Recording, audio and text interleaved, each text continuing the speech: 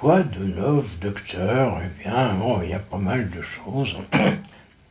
Tout d'abord, la manifestation des membres de la fonction publique, les grévistes, a été apparemment un succès. Ils ont défilé au cri de Coty démission. Oui, des petits problèmes de timing. C'était quand même le jour de l'explosion du gouvernement.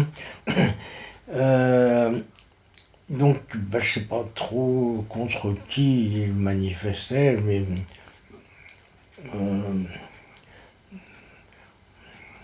j'ai déjà dit, hein,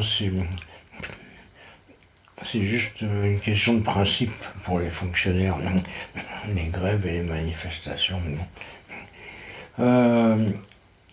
Quoi d'autre? Eh bien, bientôt l'inauguration de Notre-Dame. On verra Emmanuel Macron, je pense, en compagnie de Donald. Mais pas du pape. Le pape, il était occupé ailleurs. Il enverra juste une carte postale parce qu'il est en train d'inaugurer une bergerie en Corse. Bah oui, il a le sens des priorités quand même. Et quid du Rassemblement national, bon, qui insiste de plus en plus lourdement pour pousser Macron vers la sortie, vu que la pauvre Marine, la pauvre Marine, est-ce qu'elle fait pas vite pour dégager Macron? Au lieu d'être présidente de la République, elle sera en prison, donc c'est moins gratifiant. Voilà, et puis Macron, puisqu'on parle de lui, il a fait un discours. Alors en général, quand Macron fait un discours, c'est soit des mensonges, soit des conneries. Là, c'était un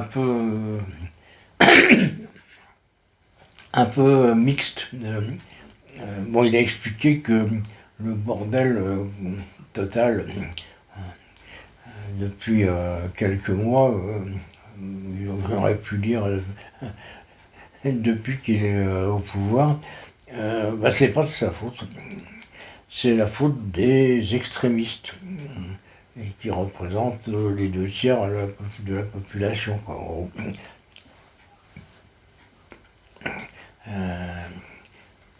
C'est les 2/3 des députés considérés comme extrémistes, et puis 2/3 des Français qui voudraient bien qu'ils se barrent.